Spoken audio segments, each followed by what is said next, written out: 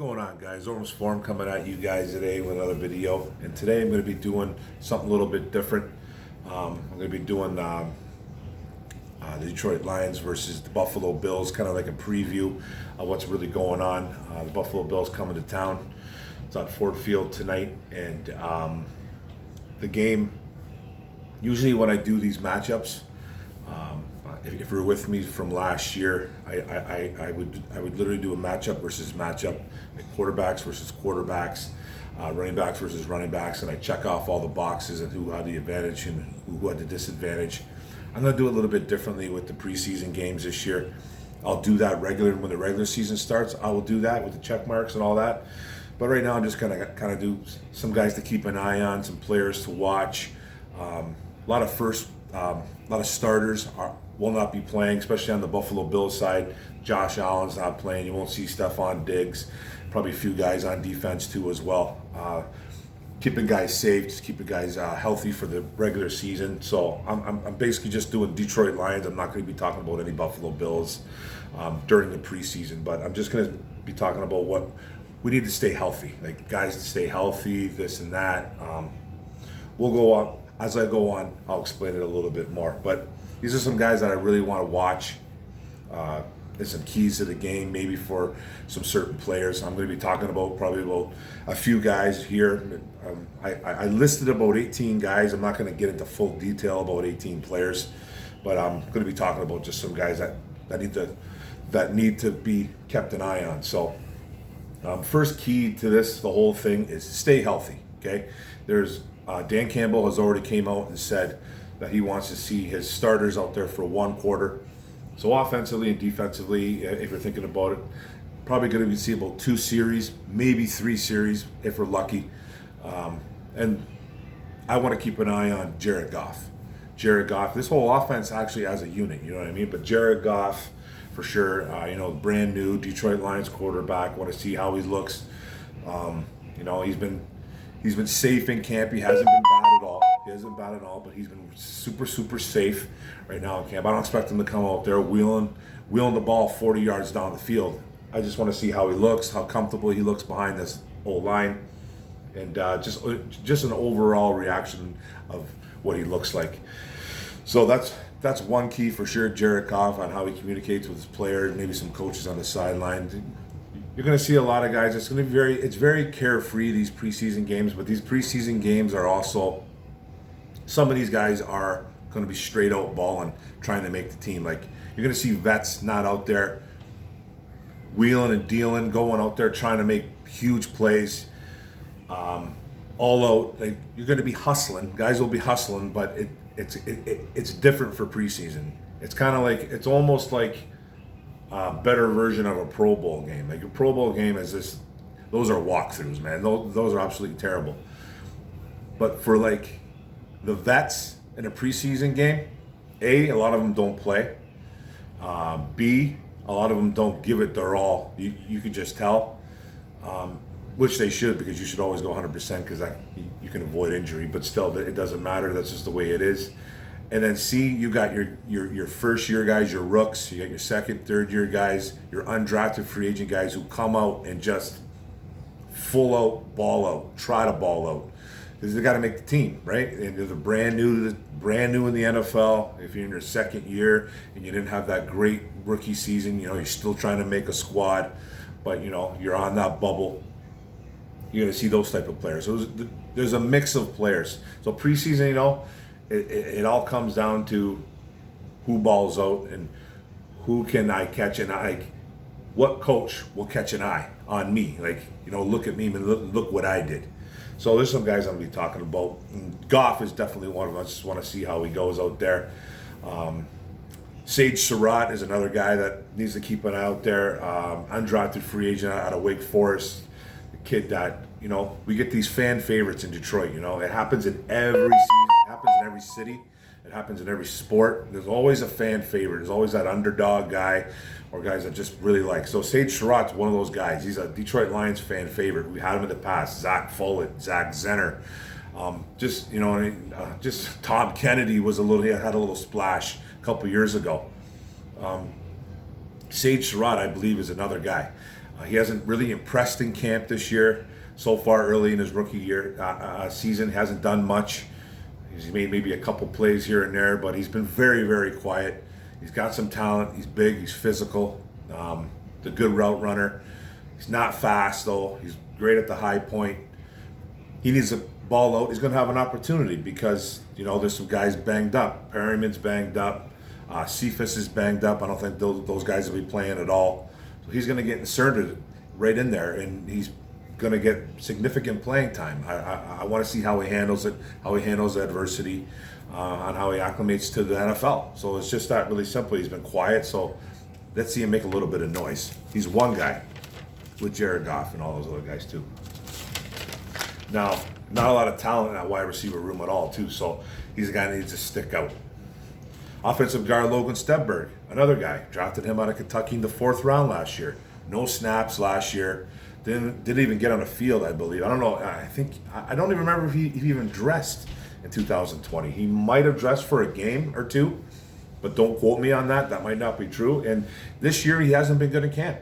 You haven't heard anything really outstanding about Logan Stenberg. Holding calls, jumping off sides, getting blown away by defensive linemen. He hasn't been good in camp. He's gonna get a lot of playing time. He's probably gonna play 2-3 quarters. You're gonna see him playing 2-3 quarters, if not, 2 for sure. 2 for sure. They got to keep these guys relatively healthy, but you're gonna see a lot of Logan Stenberg tonight. I want to see how he adjusts. We didn't get a preseason last year. We didn't get to see Logan Stenberg at all. You catch him on videos every now and then, but that's tough to come by.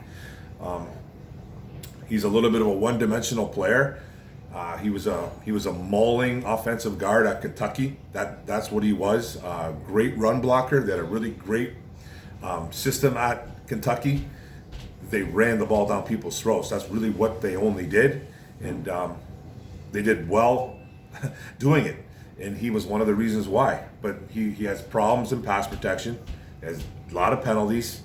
I think he led the nation, 1 or 2 years at Kentucky with his penalties. I know his 15-yarders are something to note. So he's a guy that needs to come out and play good. That's another guy. A.J. Parker and Jerry Jacobs, 2 corners at undrafted free agents.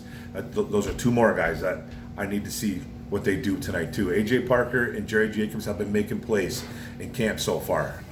We are trying to find that number 5, number 6 cornerback. I think it's pretty locked up with Okuda, Owawarrior, Mike Ford, Melifonwu, the other rookie, Nikel, Roby Coleman, that number 5 guy who's probably going to play in the slot. And then they're looking for that 6 guys. They could bring in 7, but I think that number 6 needs to be established, and it'll be established in these next preseason games in camp as we go along.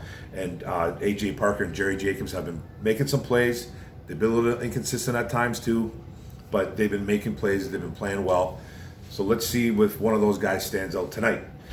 I think all these decisions aren't going to be made just tonight either. So but this is the start. This is the start tonight. This is where their NFL career seriously starts tonight. Derek Barnes, another guy, another linebacker, drafted him in the 4th round as well. I think we traded up to get him. I believe, if I can remember, man, my brain kind of goes away sometimes. Another rookie out of Purdue. He's a Boilermaker, 4th round guy. Little bit of a throwback player. That's what he is, and he's a little bit. To me, he's a 2-down linebacker. Plays the run extremely well. Could shoot the gaps. Could get to the quarterback. Live in the backfield. He played some D-line as well, so he's versatile there. But he's not that good in pass coverage, and he has missed a lot of training camp so far. But he just came back recently.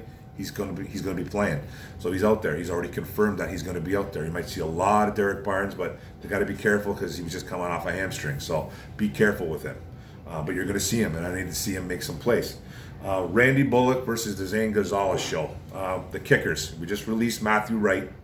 And Randy Bullock's got about an 83% over his career. Zane Gonzalez, a little bit younger, has got a 78% field goal percentage over his career. It's not the most intense battle that we're going to be talking about, but it is a battle to keep an eye on. that battle will probably be solved in camp anyways. Mike Ford, another guy I just kind of alluded to, talking about A.J. Parker and Jerry Jacobs. He's been standing out in camp, playing the run really well, sniffing out some screens, some short intermediate routes. Getting beat a little bit deep in pass coverage though, when the wide receivers go deep, and he's struggling a bit at that. They brought in Nickel Roby-Coleman for a reason. I know Dunbar got released, and they got some guys banged up too as well, I believe. And they're still looking for some outside depth, some inside depth. Mike Ford needs to be a little bit better in pass coverage. I expect to see him a lot tonight too. Who's going to step up at defensive tackle? John Pennicini hurt. Deshaun Hand banged up. You're going to see Michael Brockers with some vet rest. Don't know what those guys are going to be doing tonight playing. Who else got hurt? There's at least 4 or 5 guys that got banged up on the inside. So they just signed guys like P.J. Johnson, Michael Barnett, Miles Brown, Bruce Hector. They all brought in these guys because guys are all banged up. So who's going to step up tonight? Make a little bit of noise. Is it going to be P.J. Johnson? Is it going to be Michael Barnett? Is it going to be Miles Brown? My guess is going to be Bruce Hector. I think he was a guy that was a good pass rushing defensive tackle in college. He really was. If you go look at his numbers, you go look at some of his tape, kid's got quicks. He's played, I think, for the Eagles. I believe that's it. If he's played for anybody else, I don't remember. Probably should have wrote that down, but sometimes I forget, and that's all right.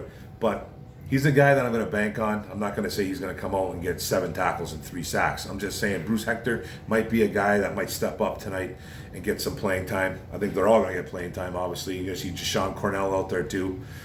He does have a 3-game suspension looming on him, though, at the start of the season. But these guys need to step up because all our starters are pretty much hurt. Levi Onwuchekwu is another guy that's hurt, too, as well. So Lee McNeil's going to be in there too. I just don't hopefully they don't put too much on his plate right away because they need to keep him healthy too. Like, I get it, he's a rookie, you want to see him in there, but let's not go overboard with Lee McNeil. I think he'll just play a quarter because I think he's penciled in as a starter. Actually, penned in, put it in pen, not pencil. The other guy I want to see is Edge Austin Bryant, guy that's been banged up for a couple years for the Detroit Lions. Had a nice college career at Clemson. A guy that I like a lot. And I get razzed for it, which is justified because he's just never been available. He's never been available, and he's a guy that just came back to camp, and he's showed out the last few days. He had like 3 sacks in one day, beating Penei Sewell, beating up on offensive linemen, beating up on a couple of reserve guys. Let's see what he does tonight. I'm guessing that he has a nice night tonight. Hopefully he gets some playing time. He's another guy coming off an injury, so you got to be careful with him too as well. Can't be just having him out there playing 2-3 quarters. Gonna have to play him in spots, but he's a guy to keep an eye on tonight. Austin Bryant. Then the tight end Charlie T. Tamopia versus Elise Mack. I think is going to be for that tight end number 3. That's going to be a good little battle going on too. I think Elise Mack has the lead a little bit right now, but you're going to see Charlie T make some noise. Hunter Thetford, if he's good to go. I know he was a little bit nicked up as well. I think he's back, and then you might see maybe a little bit of Brock Wright for that number 3. But that number 3 is still up in the air, just a tad. Elise Mack doesn't have it locked down yet. Then, out of all, Amon-Ra St. Brown, I want to see this guy too. Let's see what he does. Is he going to play a quarter? Is he going to play half a quarter? Maybe a couple? I think right now he's fighting with Khalif Raymond for that number 3 inside wide receiver spot. He's been fiery. He's been fiery in camp, punting balls, hurling Jeff Okudah, making a lot of noise. Staying after practice, catching a lot of balls on the jug machine. Let's see if he's the real deal tonight. We've heard all the hype about the Sun God. Now it's time to make a little bit of noise. You know what I mean? Let's go out there and play well. He's a guy that Dern, one of our Infinite Sports Network guys, banged the table hard for, and let's just see him make some noise tonight. Hopefully he does something for you, Dern, because I do like that pick. Then last but not least, Penei Sewell. Penei Sewell. I know we talked about a little bit about the offensive line, a little bit about Jared Goff and the boys, but Sewell has. I've seen about 3 articles now about him struggling a bit, just a tad. He had to come over from left tackle at Oregon, playing right tackle. Sat a year out, 2020, did not play at all because of the COVID. Making the transition from left to right tackle, and it's been noted that he's struggled. It's duly noted. So let's see how he transitions, because he's been kind of struggling in camp with getting beat on some pass pro. Pass protection has been, if you're going to give this guy any type of weakness, it's his pass protection. His run blocking is grade A+, A++. But he does struggle a little bit in pass pro.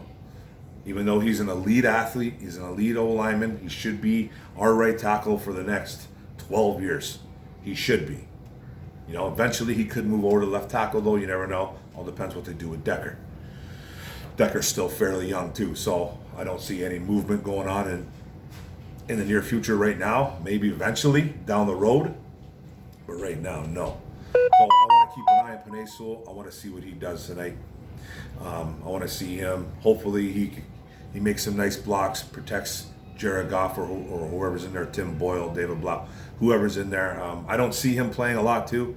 He's going to play a quarter. He's penned in as our right tackle.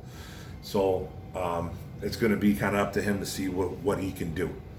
But that's the video, guys. I just wanted to kind of throw that out there about a few guys I was keeping an eye on. I'm going to have to watch that. Maybe I'll come back, talk about what I seen. I'm going to have to rewatch the game now because I won't be around. I won't be around to watch it live, but I'm going to try to catch it later on the internet. So thanks for the video, guys. Thanks for keeping in touch. Thanks for tuning in. Don't forget to hit the subscribe button on the bottom right. Don't forget to hit notification bell, get all my videos. Don't forget to like and comment. It's all about the likes and the comments. And let's go, guys. It's game day. Boom.